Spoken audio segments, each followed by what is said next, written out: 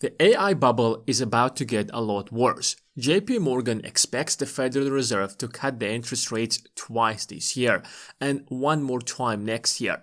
That will bring the total effective interest rates to about 3.25%, which is considerably lower than 5.5% of their peak back in 2022. The fact that the Federal Reserve lowered the interest rates in September of this year shocked everybody, since the Federal Reserve is still far away from its targeted goal of inflation of 2%. If the Fed lowers interest rates, that will essentially bring the Treasury bill rates to about the inflation rate, which will disrupt the bond market. The US bond market is the backbone of the US economy and the backbone of what makes the United States dollar the global reserve currency. It's being held by the central banks across the globe, such as the Bank of Japan, the Bank of England, and many more, US banks and foreign banks.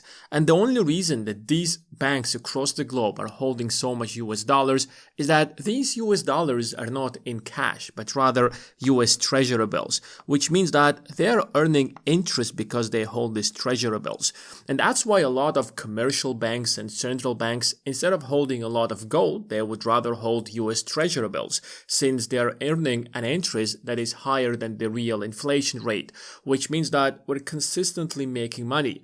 And whenever we need to turn those treasury bills into US dollars, we can instantly do that in the US bond market. Every single day, about $900 billion up to $1.5 trillion from treasury bills is converted into cash in the US bond market. So central banks, US banks, and foreign banks are not afraid. They could be holding hundreds of billions of dollars of treasury bills that they know that they can instantly turn into US dollars. But this system only works because treasuries are earning higher interest than the inflation rate. If inflation rate suddenly becomes higher than the interest that these banks and central banks are earning on the treasury bills, it breaks up the system. Yes, the dollar is losing its value, but you are making much more than the inflation rate, which is why you would hold a lot of treasury bills. But if treasury bills are earning 3% while inflation is 4%, then you're consistently losing money, which means that you don't want to hold a lot of treasury bills. This is why most of the world uses dollar as the global reserve currency and not any other currencies such as the euro, because it's simply much more profitable to hold US dollars. The current interest rates are about 4%. So if we cut the interest rates 3 times by 25 basis points within the next 6 months, that will bring the total interest rates or the effective interest rates to 3.25%. The current inflation rate or the core CPI is about 3.1%. So essentially, the interest rates or the effective interest rates will be as much as the inflation rate. Especially lower interest rates could even increase inflation, and we can find ourselves in a positions where inflation will be higher than the effective interest rates. Since the Federal Reserve is the largest buyer of treasury bills, it is strong demand is going to bring down the yields on treasury bills, which is going to impact everybody else. Even if foreign nations that hold a lot of treasury bills, they will suffer as well, because that magnificent or huge demand by the Federal Reserve will bring down the yields, which is going to impact the entire market. The current yields on 10-year government bonds is about 3.9% or almost 4%.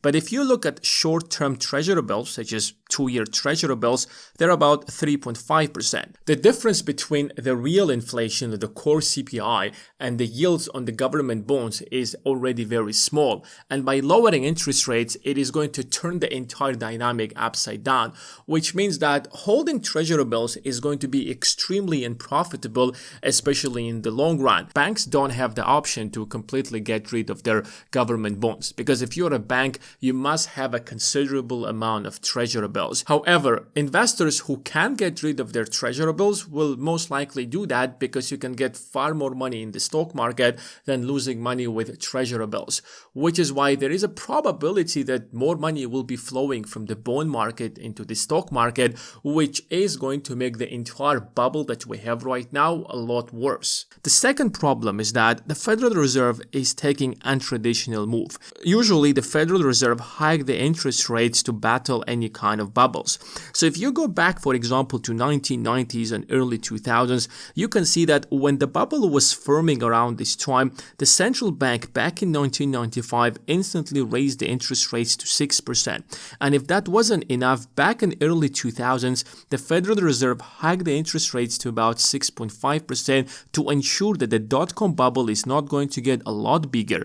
Even if that bubble is going to burst, yes, there is going to be a shock in the market. But if we fuel this bubble, if we let this bubble to get even bigger, the catastrophic crash at the end is going to get far bigger. So let us experience a smaller crash today than a far bigger crash tomorrow, which is why every single time when a bubble was formed in the market, the Federal Reserve has always hiked interest rates. Back in 2004 and 2005, when the Federal Reserve realized that the market is turning into one giant bubble, the Federal Reserve instantly hiked the interest rates to about 5.5% to prevent the bubble from getting even bigger. Yes, at the end of the day, that bubble got so big that it almost destroyed the entire global economy, but nonetheless, that was the policy of the Fed.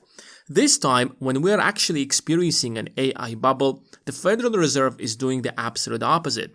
Instead of hiking the interest rates to prevent that bubble from getting bigger and bigger, the Federal Reserve is about to lower interest rates, which is going to make the cost of borrowing money much cheaper, which is going to fuel that bubble to get even bigger. Seems like this bubble is going to get a lot worse than the dot-com bubble. Imagine if the Federal Reserve back in 1999, instead of hiking the interest rates from about 4.5% to 6.5%, it would have lowered the interest rates to 3%. The dot-com crash would not have happened and the dot-com bubble would have grown much bigger.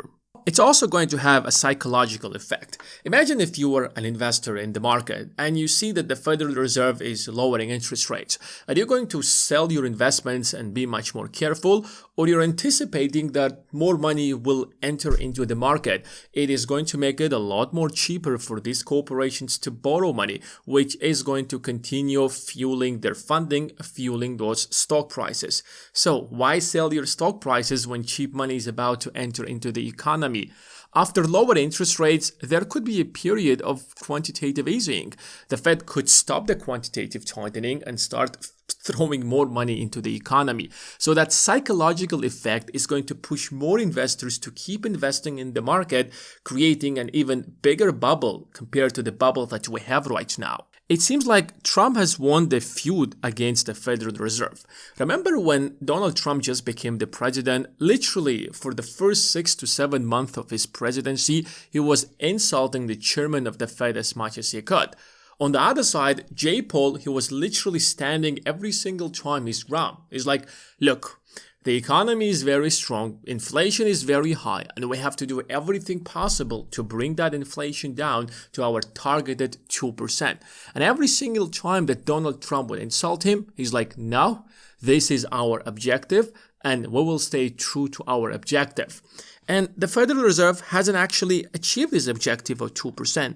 Inflation is back from its 2.8% that was the lowest back in May to about 3.1%. And now it seems like with lower rates, inflation is going to spike to 3.5% or even 4%. Does that mean that the Federal Reserve is no longer independent? Why did the Federal Reserve suddenly change its goals and now is following the desires of Donald Trump? Now, I don't have anything against Donald Trump. It just makes the entire situation very weird. That on one side, you've been shouting for almost a year that you're going to stand your ground and you will achieve the targeted inflation of 2%, and now suddenly your policy perfectly aligns with the policies of Donald Trump. And that's why if you pay attention over the last 2 months, Donald Trump has never insulted Jay Paul, as if they actually agreed that, all right, Donald Trump, if you want lower interest rates, we will lower them down to about 3%. That's exactly what Donald Trump wanted. So that sends a very negative message to the market. That sends a very bad message to investors that inflation will continue rising. So do not hold cash and make sure that your money is invested somewhere, since inflation is going to eat it away.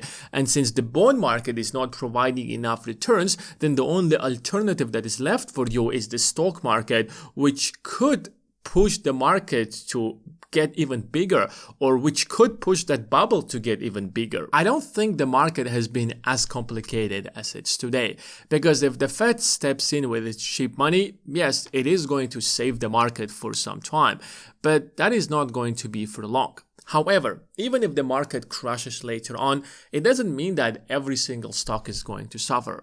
So if you want to know what are the top 5 stocks that you should be buying that are going to survive the crash, then check out the first link in the description of this video. That's it for today, guys. Thanks for watching, and I will see you in the next one.